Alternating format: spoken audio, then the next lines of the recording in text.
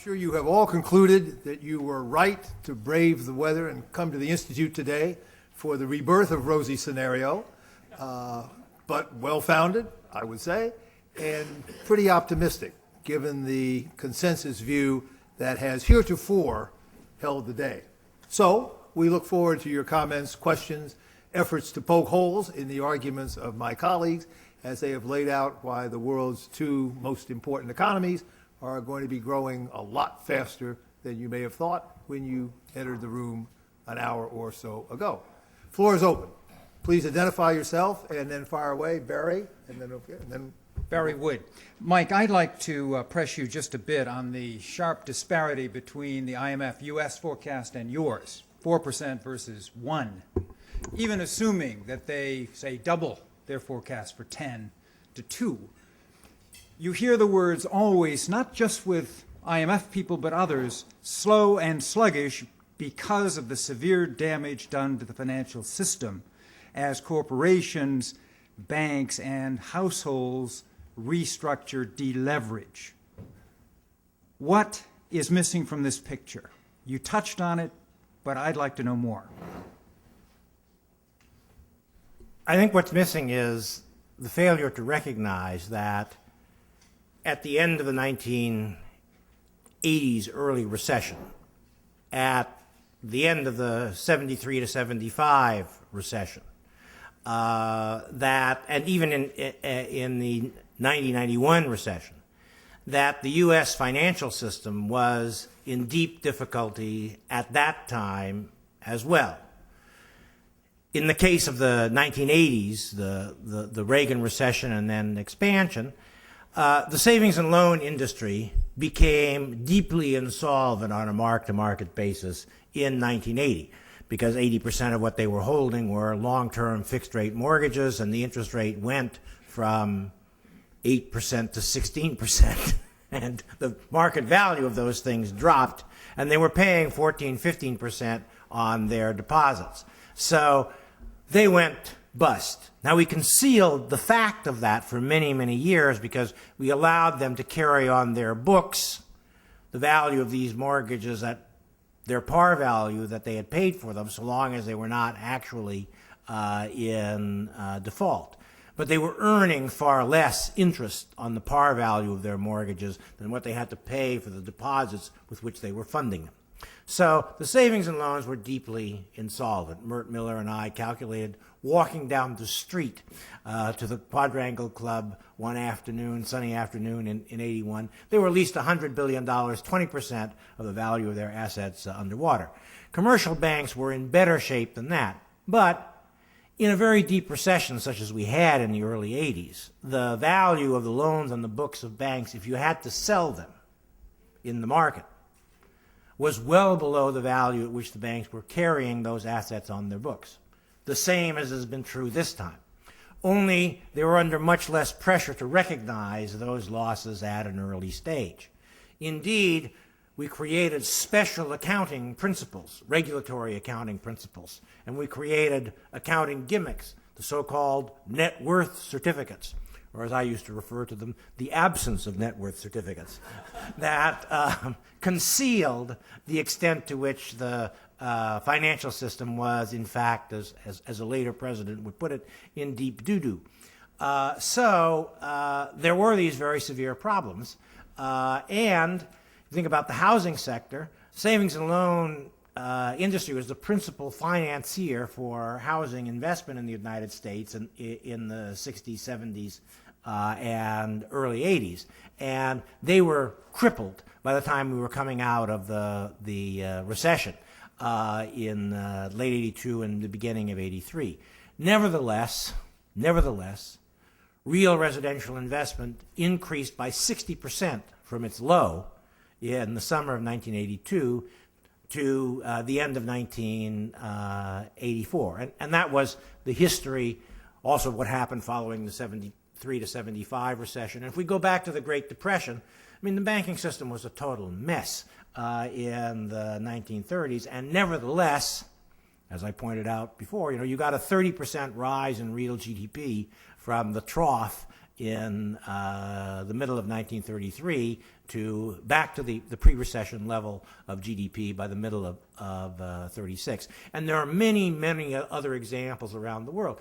Korean financial system was devastated in the steep recession of the first half of 1998. We had a spectacular recovery in Korea. And the problems of the banking system were not resolved before that recovery took place, or even substantially resolved while it was still ongoing. And Mexico in 1995, I mean, there's just a large series of examples where we've seen very substantial economic recovery despite a deeply distressed financial sector. And as I say, the general rule has been that it has been the recovery of the financial sector that has resurrected, it should be the recovery of the economy that has resurrected the financial sector rather than the other way around. Mike, since this is such a central issue and you've studied so closely, why don't you explicitly refute Rogoff-Reinhardt? Rogoff-Reinhardt have now widely publicized their study of financial crises over the years, including the Depression, including Japan in the 90s, and given us these averages about the prolonged recoveries, the big rises in unemployment, the difficulties in getting back on track. Including a second dip, one might say you've extolled the recovery in the mid-30s, but one might say that was just an elongated double dip because starting then in 1936, you had another big decline. So this is so central. Why don't you lay out explicitly your differences with Rogoff-Reinhardt and why you do come out so differently? Well, in looking at the post-war period, they look at, I think, 120 recessions, and they single out 11 as particularly significant in terms of the role that the financial sector played in causing the recession. And then they analyze the characteristics of those recessions and the recoveries from them. Now, one disagreement that I have is how they identify the episodes. I mean, to me, the role of the financial sector in the Korean debacle in the Asian crisis, or the role of the financial sector in the Mexican tequila crisis, or Argentina in 2001, 2002, even though they may not have led the cycle down, certainly they were very deeply affected by the cycle. And when the issue is judging how deep problems in the financial sector affect recovery, then you want to look at all the cases where we had deep problems in the financial sector during the recession, whether it was the cause or not. It's like when you get pneumonia in the hospital, I mean, you don't necessarily worry about what was the initiating thing. You worry about treating the pneumonia and what the prospective recovery will be. So I think the sample is too narrow, and when we broaden the sample to a much wider range of countries which had very deep recessions, and this is the key point of the Zarnowitz rule, you get a deep recession, you'll get a steep recovery. That also applies to deep recessions where you have substantial problems in the financial sector. Indeed, almost by definition, all deep recessions are characterized by significant problems in the financial sector. To take a couple of particular examples, I mentioned in the paper, so I might as well cover it here, people can read about it, is they point to the recessions, prolonged recessions in Finland and Sweden in the early 1990s. And they argue, I think correctly, that overexpansion of bank credit to finance real estate investment and the unwinding of that, the overexpansion in the late 1980s and its unwinding at the very beginning of the 90s, was a key cause of those economies falling into recession in the spring of 1990. And those recessions were pretty deep. But they went on and on and on, and indeed there was a double dip. And the economies went back into recession in 1992-93. So we had a very long period with a double dip. Why? Well, you may recall German unification. And after German unification, the Bundesbank, seeing the inflation rate pick up, slammed on the monetary brakes in 1991, pushed up interest rates across the entire exchange rate mechanism of the ERM, including Finland and Sweden. Then, to defend their exchange rates, these countries had to put up interest rates even more than the Bundesbank. Indeed, the Swedish Riksbank pushed up the overnight interest rate to 400% in the late summer of 1992. Now, I can tell you for sure that if Ben Bernanke pushes up the federal funds rate in the United States to 400%, we will have a double dip to end all double dips. But I don't think that that's a likely prospect. So when I look at the individual instances where we've had a prolonged recession and a double dip, I think other factors have come in to help produce that result. They also, for some reason, I don't know why they pick on this, they pick on Spain in 1977 and the recession following that. In Spanish economic history, there is one dominant event in the entire post-war era, which is the death of Francisco Franco in 1975. And then there was a kind of boom after that as the conservatives tried to retain power, and it came about, and then there was a political mess coming out of it. So I don't think the prolonged recession of 1977 in Spain is a good example of financial sector problems causing the difficulty. This was something quite different.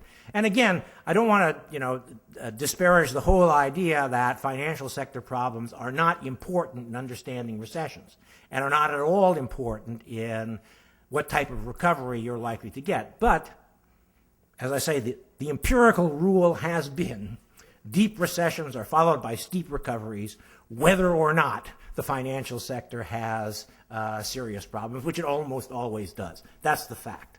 Okay, question over here, Tom.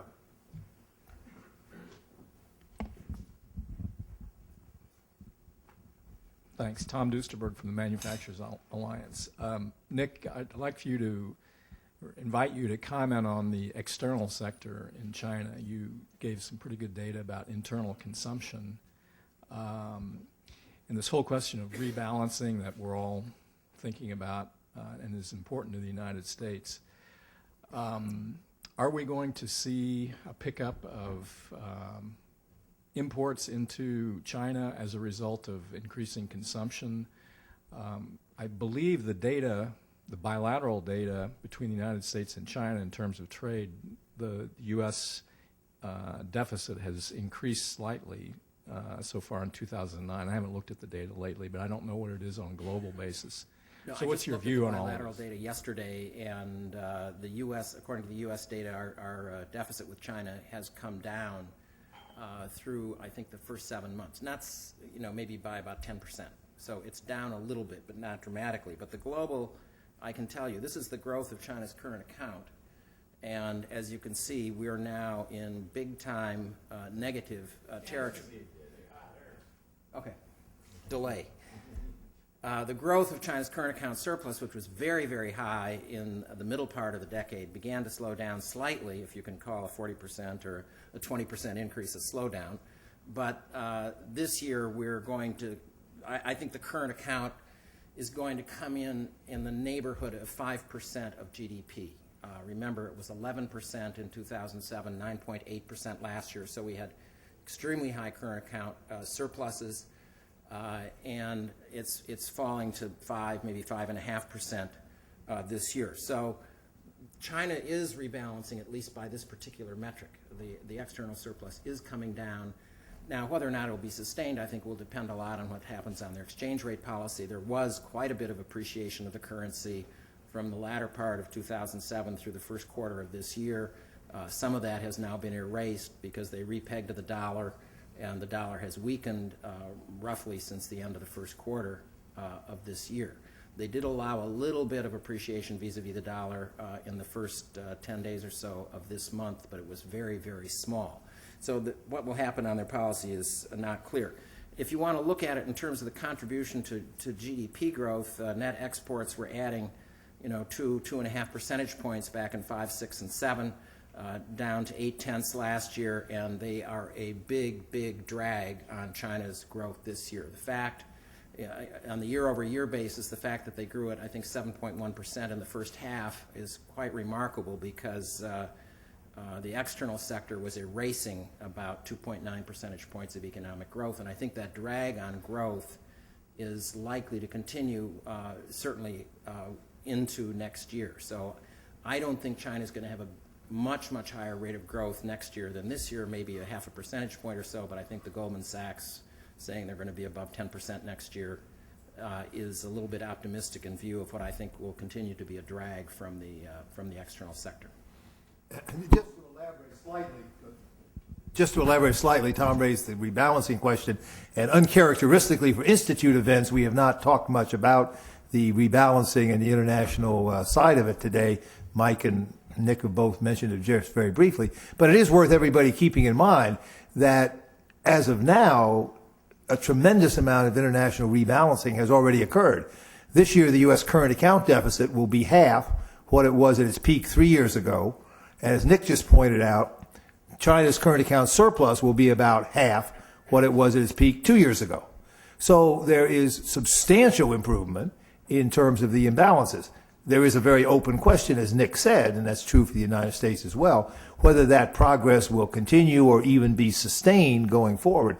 But at least at the moment, the optimistic forecast on growth that we've heard from both Mike and Nick needs to be augmented even further by an optimistic reading on the composition of growth, with the movement of the external imbalances moving in healthy and the prescribed directions in both the biggest deficit country and the biggest creditor country, and that pushes things very much in a positive direction.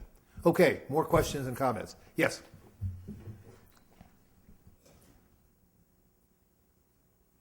Ray, Morgan Stanley Smith Barney. Nick, I am often questioned on the integrity of China's financial data, and my answer always begins with, well, according to Nick Lardy.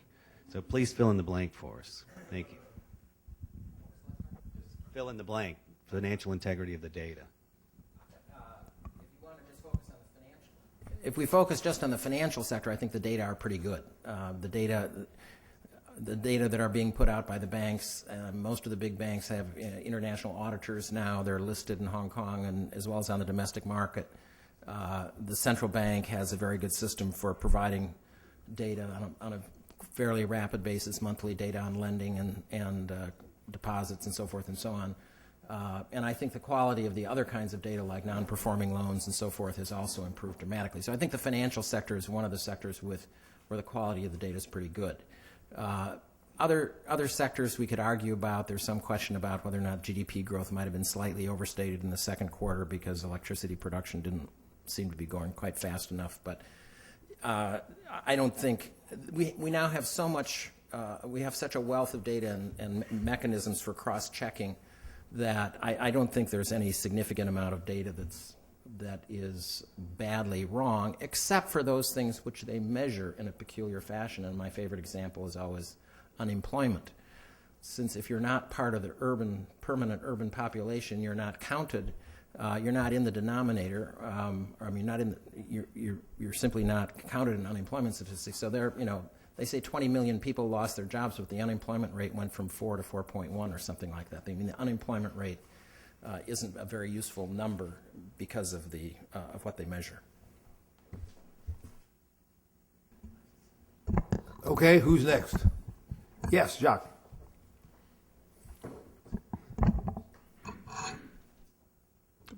Question for Mike. I appreciate your emphasis on real economic factors, and I share the view that inventories could be the basis for a rosy scenario for 2 quarters, perhaps, the same duration as the free fall last year. Now, your argument relies on residential and business investment. That means aggressive credit supply to households, aggressive expectations from business. Beyond your deep recession, steep recovery argument, do you have early signals for these 2 elements?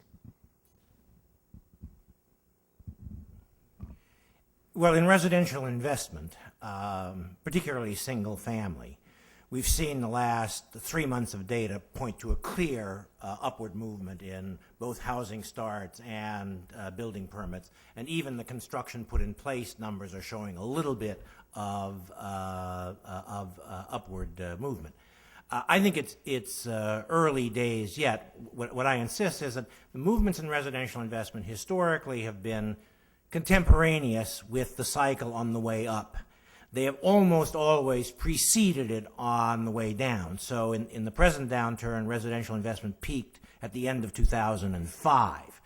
In the 80s recession, it peaked in the summer of 1978 and then started down well before the general recession did. But the upturn tends to be more or less contemporaneous and usually quite strong. Now, the estimates are that new household formation in the United States runs about 1.2 million per year, and the estimate is that about 500,000 units are retired from the housing stock one way or another each year. So that sort of gives a kind of notion of a 1.7 million trend a rate of investment gross in new residences. And the rate of construction has fallen at the low point to about 500,000. So there's a long way to come back up. Now, there's a large inventory, it is asserted, of unsold, unoccupied homes.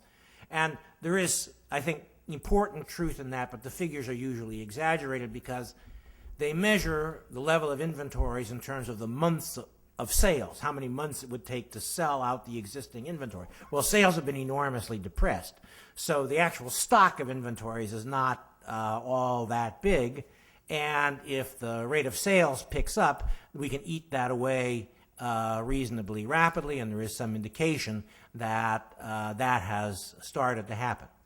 Other key factor, of course, is housing prices. Housing prices, according to the Case-Shiller Index, have now fallen a third from their peak in the middle of 2006. Other indices show slightly different results. But take the Case-Shiller Index. The last couple of months, that index has leveled off and started to move up. I don't make a lot out of the move up aspect to it. But I think one of the things that has deterred housing purchases in the U.S. is, on the one hand, the fear that if I buy now, the value of my house will drop and I'll be stuck with a mortgage that's bigger than the value of my house in a year or so. And the hope that if I wait and buy a few months later, I'll be able to get the same thing at a substantially lower price. Once people become persuaded that housing prices are no longer falling at a significant pace, then the discouragement to new purchases from both of these sources will rapidly evaporate. And then we can ask about the availability of financing. For non-conventional mortgages, jumbo mortgages and so forth, there clearly are still some problems. The market for mortgage-backed securities, other than those backed by Fannie, Freddie, the FHA, and so forth, is moribund at this stage, and it remains to be seen how rapidly it will be resurrected. Let me comment finally on the more general issue of business investment and its financing. Business investment is driven predominantly by the accelerator principle, and what's happened is that as final demand has fallen and as output has fallen even more than final demand, with inventories being cut, businesses have cut back sharply on their investment, especially in equipment and software. The non-residential structures marches to the tune of a different drummer. The record has been, once the economy begins to turn up, investment in equipment and software turns up within a quarter or so. And right now it's running at a level where I think in net terms it probably is at least slightly negative. So there isn't, even though there's a lot of excess capacity, that they can eat into that excess capacity in many places fairly rapidly. What about the financing for business investment? Actually, profits have held up very well in this recession. Given the depth of the recession, businesses have been able to do a lot of things, including increase unemployment, that have helped to limit the loss of profits. Nevertheless, it's clear if we're going to get a significant expansion in investment, there's going to need to be some non-internal financing. In that regard, we want to look not so much to the shadow banking system, which has suffered considerable damage and is unlikely to recover rapidly. We need to look to the banks and ask, are they really in a position to be able to expand their lending, and will they want to? And I think the answer to that question is an unambiguous yes. You want to remember that late last year, when the credit markets froze up, there really was an intense problem with the availability of credit, even to the most creditworthy borrowers and even among major banks. But the authorities have calmed that down considerably. And we need to ask, well, why has bank credit not been expanding very rapidly, say, since the beginning of the year? And it hasn't. It's been essentially flat. Despite, the complaint is heard, all of the money that the government has put into the banking system, they're not expanding their loans. Well, there's a good reason why they're not expanding their loans. Over the past year, for the first time in 55 years, nominal GDP in the United States actually fell 2.5%, $350 billion in nominal terms. And it's nominal GDP more than real GDP which drives the demand for nominal credit expansion. Moreover, if we look at the components of nominal GDP that actually shrank, they are the credit-intensive components of nominal GDP. I said the overall decline was $355 billion. Consumer purchases of goods are more credit-intensive than purchases of services. The goods consumption was down $284 billion. Gross private domestic investment, all components of it, inventories and what have you, that was down $600 billion. Trade, both domestic and international, uses a lot of credit to finance the goods that are in transit. The nominal value of exports, down $400 billion. The nominal value of imports, down $800 billion. So there's been this big drop in the components of nominal GDP that make a lot of use of credit in moving them along. And the question is, well, as the economy recovers and these things begin to go up and the demand for credit rises along with them, will the supply be there, especially from the banks? And here what I would note is banks have more than enough capital to massively expand their lending, because there what counts is what the regulators measure as their capital, and they've got plenty of it, as we learned from the stress tests. So capital is not a constraint on expansion of lending. What about the availability of adequate liquid resources? The banks are sitting on $800 billion of excess reserves at the Federal Reserve, on which they're earning 0.25% interest. Prime rate is 3.25%. So if they can find reasonably creditworthy borrowers to lend this money out, right, they can earn easily an additional 3%. And as the economy expands and the demand for credit on the part of reasonable creditworthy borrowers expands along with it, I think banks are going to want to take advantage of the opportunity. That's the way they're going to dig themselves out of the hole into which they have fallen, by making new loans to creditworthy borrowers at a very large spread over their cost of funds. And $800 billion of excess reserves could fund trillions of dollars of expansion of bank credit, because when one bank lends out its excess reserves, it flows back into the system. There's only a small drain into currency. So you could easily get, 7-8 trillion of, right? The Fed is not going to let that happen, right? At some point, well, before that, they would step in to slow things down. But there's plenty of capacity in the system to expand bank lending if the demand for new loans on the part of reasonably creditworthy borrowers begins to pick up. It has not been very buoyant through the recession, because all these nominal magnitudes have been shrinking. But in the recovery, they will begin to pick up, and I think the credit will be there to fund the expansion. Philip? Phil Levy, American Enterprise Institute. I wanted to come back to the rebalancing question, but actually this follows right on what Mike was just discussing. And in each case, both the United States and China, what is the role of prices, if you will, in terms of re-equilibrating things? If I understood what you just said, in some ways the prime rate is almost artificially suspended and not a market clearing price that we can have. There's almost a perfectly elastic supply at that price because of the low, because of all the money sitting there in reserve, which begs the question why it is you're not seeing a drop in that rate now. If instead it's an equilibrium price, then you would think that as there's this pickup in investment that you've described, you would in fact perhaps see a rise in real interest rates. So my question was, what are you suggesting that real interest rates are immune to this, that the supply and demand will just sort of move in lockstep and that will change? And then what's the implication for the U.S. external balance for the current account? Because one story you might have told was, you've had a balancing between increased government borrowing but decreased private borrowing, and that's what's, in fact, the decreased private borrowing has outweighed this, which has accounted for the improvement. On the China front, I was heartened to hear that despite the fact that they've had essentially a pegged exchange rate for the last 13 or 14 months, that we're getting the rebalancing. I was just curious if this was a reconsideration of what I thought I had heard here at the Peterson Institute, that in fact they were severely undervalued and that you would need an appreciation if we were going to actually see the necessary adjustment. And what is the forecast for China to actually change their exchange rate? Let me leave the specific China question to Nick and answer the more general part of it. I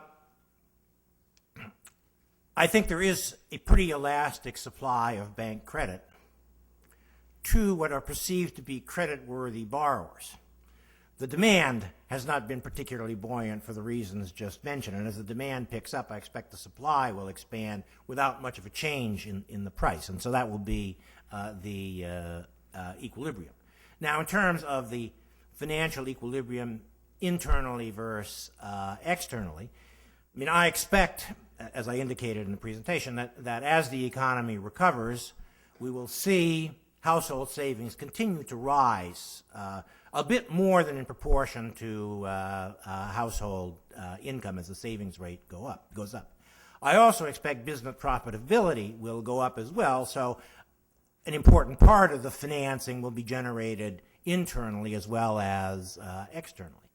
And we have a massive government deficit, more massive on a unified budget basis than on a NIPA basis, it actually turns out, by a very large amount. And what I expect there is that as the U.S. economy recovers, the budget deficit will go down and will drop reasonably precipitously. Now, we have a long way to go down. I think there's no doubt about that. And it's going to take us a number of years to get back to something reasonable if we ever do. But in terms of working out how the arithmetic of financing will flow over the next couple of years of economic recovery, I don't really see a consistency problem. Finally, before turning to Nick, I would note that as far as the U.S. external current account position is concerned, I am anticipating there will be some deterioration. We're going to run a current account deficit of around 3% of GDP this year. I expect that will go up over the course of the next year and a half to 4% of GDP or thereabouts. Partly that I anticipate the real net export figure will deteriorate by about 90 billion or so. I also expect that the terms of trade will move against us as commodity prices strengthen some. So I am anticipating there will be some deterioration in the current account balance over that period. But I would emphasize, leaving aside the issue of the exchange rate with China, that if we look at the foreign exchange value of the dollar on a real effective basis, the dollar is very much weaker now than it was at the peak in early 2002. In contrast, in the Reagan expansion, where we had this enormous deterioration, over 2% of GDP deterioration in real net exports, we had the dollar very strong already at the end of 82, and it just soared in 83 and 84. And the combination of that with very much more rapid demand growth in the U.S. economy than in all of our trading partners produces very large deterioration of the real trade balance. I don't think that's going to be the story this time. There will be some deterioration, but it will be relatively limited.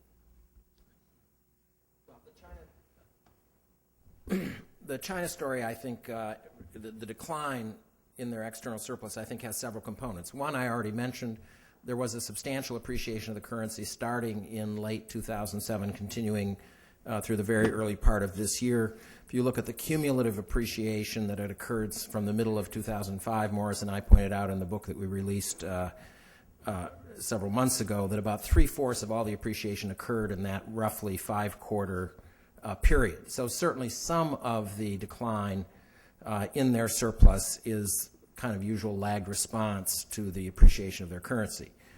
The second factor, of course, is China's relatively early recovery. So China's exports are still down quite 25% on a year-over-year basis in all the recent months.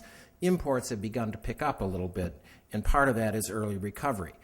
A third element is that there has been quite a substantial surge in imports of primary commodities, which I think is primarily attributable to what you might consider price arbitrage. A lot of primary products have had substantial declines in their prices, and you see a lot of participants in these markets in China who, particularly in April, May, June, a little bit into July, were ordering and rebuilding, building substantial inventories of some of these products, particularly the metals.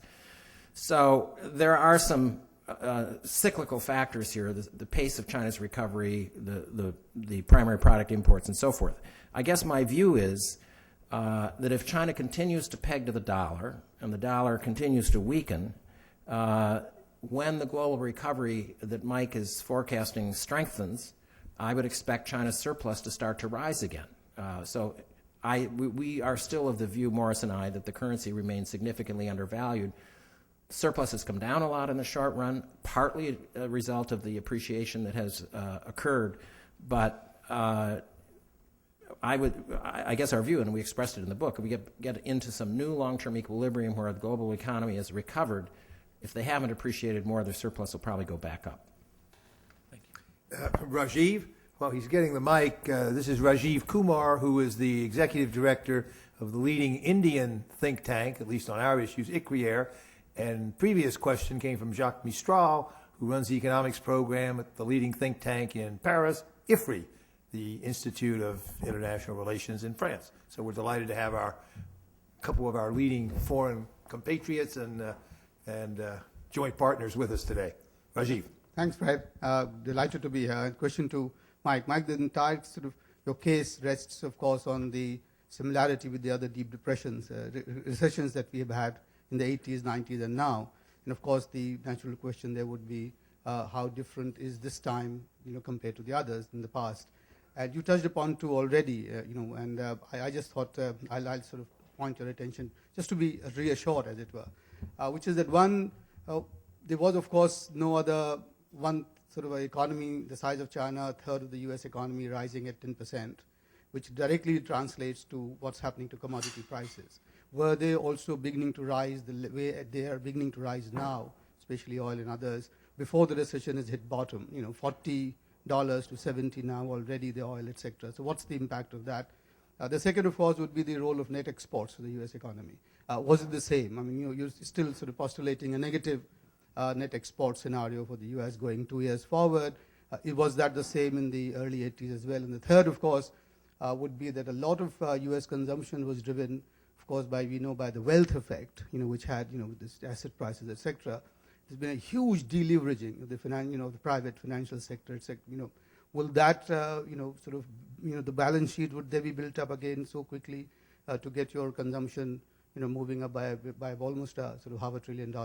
I'm just sort of, saying that, have we looked at, is there differences there, or are we, sort of going to repeat the same as in the early 80s?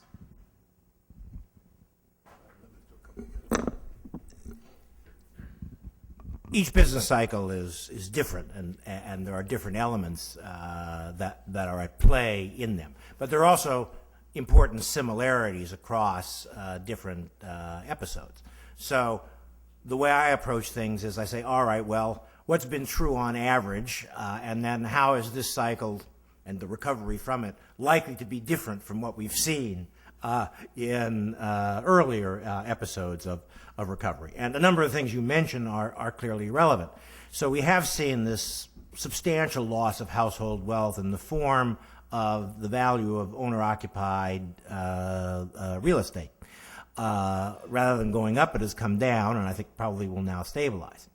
That's a key reason why I think the savings rate has not only gone up, but is probably headed up further.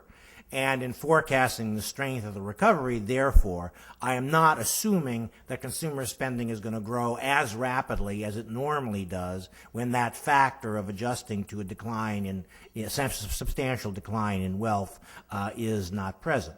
Now, we need to figure out sort of how large that impact is likely to be, and you can kind of guesstimate that.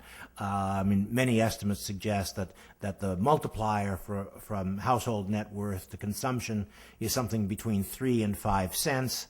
And so you can ask, well, if the value of owner-occupied housing has declined $7 trillion, multiply that by 3 or 5 cents, and you get an estimate of how much consumption would need to adjust downward relative to its earlier path in order to absorb that. And I think the forecast that I've put forward is consistent with the notion that we've already had a substantial part of that through the second quarter, and we should anticipate a little bit more through the end of next year. Obviously, estimates of that kind, could be off $100 billion without worrying about it. And similarly, other aspects of the recovery, no doubt, will be different to some extent from what they've been in the past. We have had now a very large, by recent standards, decline in inventory investment, but not nearly as big as the decline in inventory investment in the 1948 recession, where there the rebound was powered by an enormous upsurge of inventory investment, partly stimulated by the worries that were created by the onset of the Korean War. Well, I'm not expecting, that 6-7 percentage points of GDP contribution from inventory investment this time.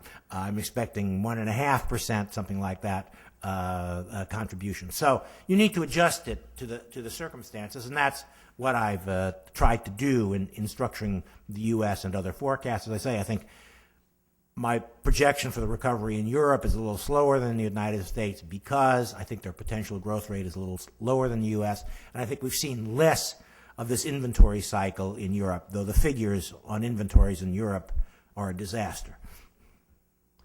Okay.